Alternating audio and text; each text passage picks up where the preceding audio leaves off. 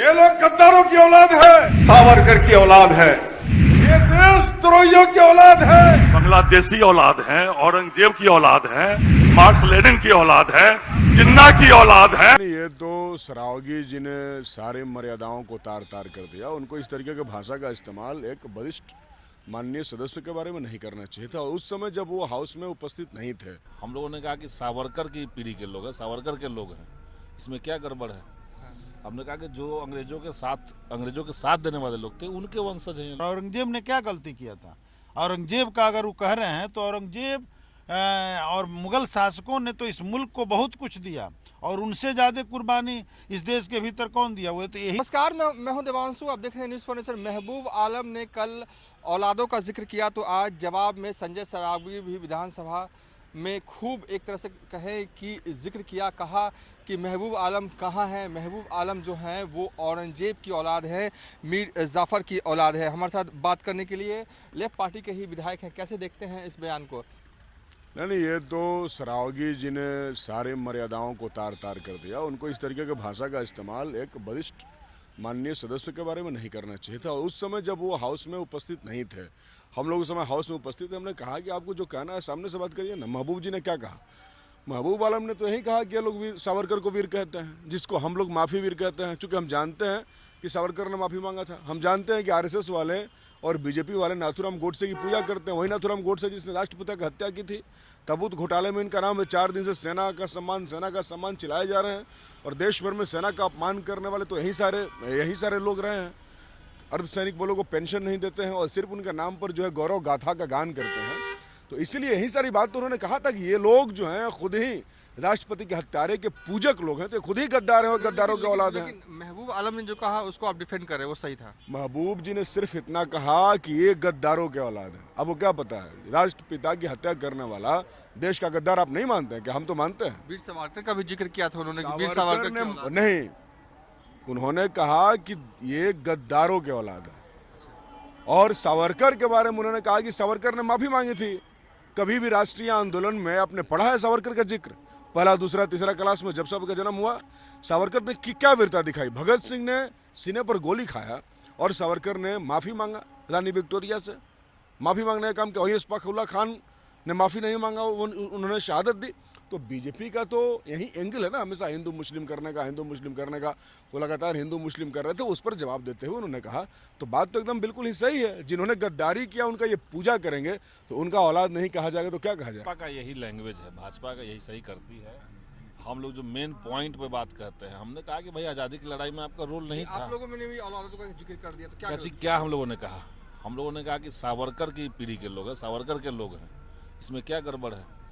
हमने कहा कि जो अंग्रेजों के साथ देने वाले लोग थे उनके वंशज हैं ये लोग। मतलब कि महबूब आलम ने कहा वो सही है, बीजेपी विधायक कहते हैं वो गलत। बीजेपी क्या कह रहा है? बीजेपी क्या कहा? बीजेपी ने कहा अंग्रेजों की औलाद है आप लोग। अंग्रेजों की औलाद कैसे हैं? हाँ। अंग्रेजों के जो साथ दिए, औरंगजेब जो आज़ादी की लड़ाई में जो लोग अंग्रेजों के साथ थे, औरंगजेब की औलाद। औरंगजेब का औलाद क्या होता है? क्या होता है?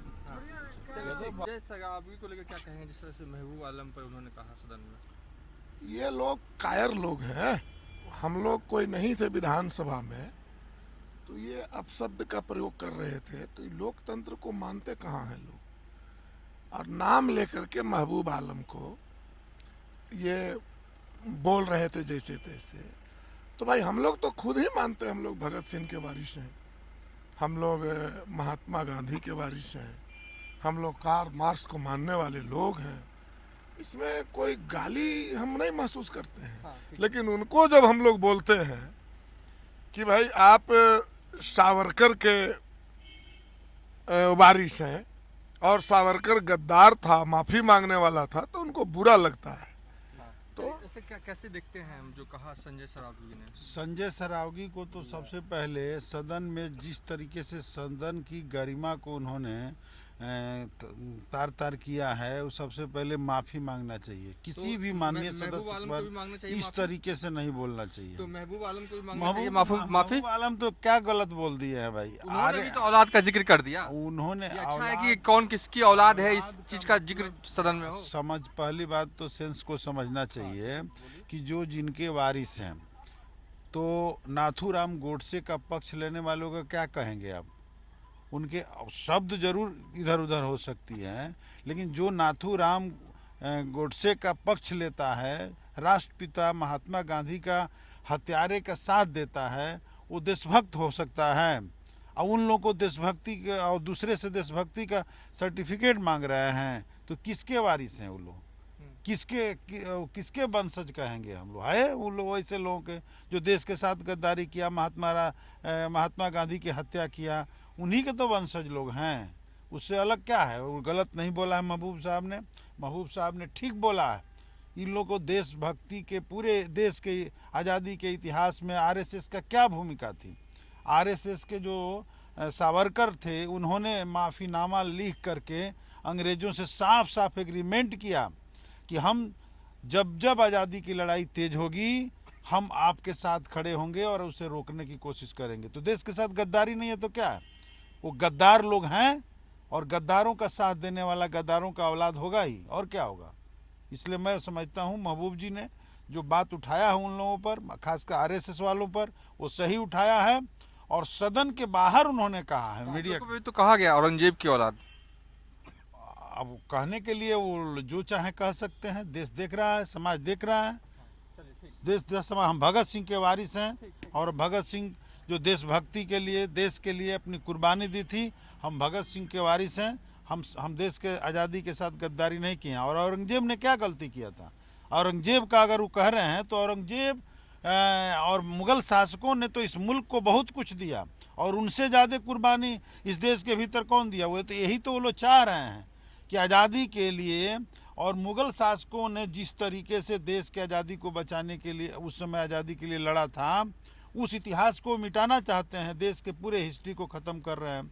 अभी उन्होंने मुग़ल गार्डन का नाम बदल करके अमृत उद्यान रख दिया है। क्या हो रहा है यहाँ स्तंभ जो हम लोग देख रहे हैं, यहाँ बिहार में उर्दू में बिहार लिखा हुआ था। मुसलमानों को केवल निशाना बांध कर जो राजनीति कर रहे हैं, उर्दू शब्द हटाने के चक्कर में बिहार को ही हटा दिए। अब बिहार शब्द ही हटा दिए।